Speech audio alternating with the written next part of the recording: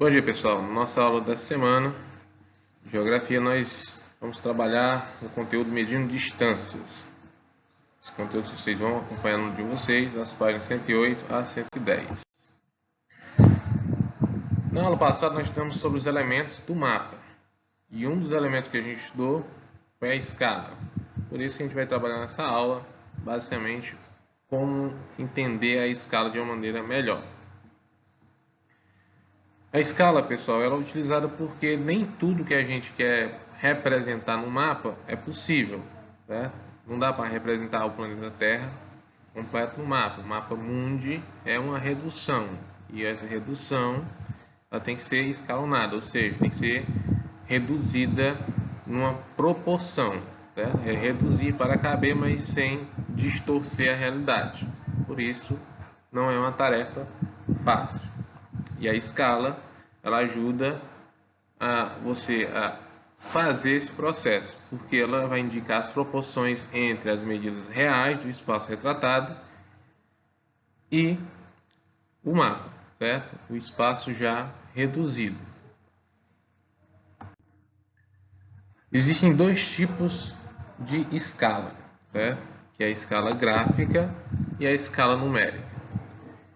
A letra A aqui vai indicar a escala gráfica, que é essa que tem essa partezinha preta com essa partezinha branca, com uma quantidade X de quilômetros, no caso aqui, mas os valores aqui são mutáveis, ou seja, eles vão variar de acordo com a realidade, certo? Nesse caso aqui, se você for no livro de vocês e pegar uma régua, esse espaçozinho aqui preto e esse espaço em branco, eles é para medir apenas 1 centímetro, certo? E nesse caso 1 centímetro aqui é igual a 2.650 quilômetros. Cada centímetro vai corresponder a esse total de quilômetros, certo? E aqui nós temos uma escala diferente, que é a escala numérica, representada pela letra B. Aqui nós temos a maneira de você ler aqui é 1 para 265 milhões, certo? De centímetros. Ou seja, cada centímetro no mapa corresponde, na realidade, 265 milhões de centímetros no mundo real, certo? Então essa é a redução que foi utilizada. E como é que faz essa mudança? Como é que a gente faz a interpretação? Como é que a gente pode usar essa escala? Isso vai depender da situação, né? Esse número aqui de 1 para 265 milhões é muito grande, certo? E às vezes a gente tem que ou aumentar ou diminuir as casas decimais, dependendo da situação. E aí o que acontece? Se eu quero transformar centímetros em quilômetros, eu vou dividir, certo? E para dividir, eu vou reduzir, no caso, as casas decimais. De centímetro para quilômetro, por exemplo, eu vou eliminar 5 zeros, para que fique em quilômetros. E aí vai dar de acordo com o total de casas que você tem nesse quadrozinho aqui e que vocês também estudam lá no QVL, certo?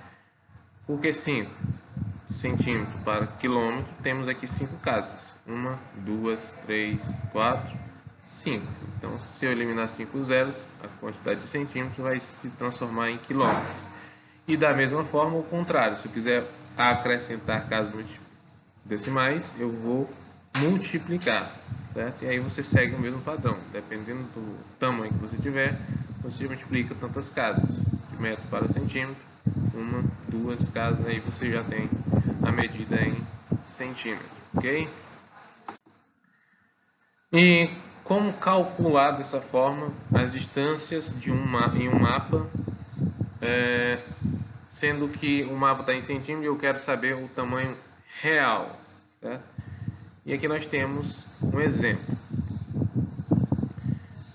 A cidade de Manaus e Palmas. Se eu medir com a régua de Manaus a Palmas, vai dar num mapazinho 5,2 centímetros no mapa, certo? Só que se eu olhar a escala aqui, cada centímetro do mapa corresponde a 31.500.000 centímetros na realidade. O que é que eu faço? Eu vou multiplicar os centímetros pela quantidade real. E aí eu vou achar uma quantidade em centímetros, que é esse total aqui de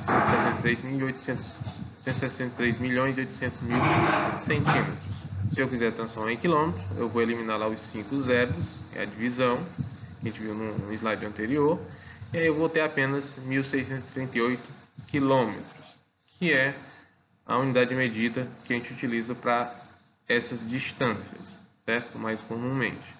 Certo? Então é só multiplicar os centímetros do mapa pela quantidade de centímetros na realidade e depois você faz a conversão para os quilômetros, ok? É assim que se faz o cálculo da escala e você consegue realmente saber quanto que aquilo equivale na vida real, tá certo?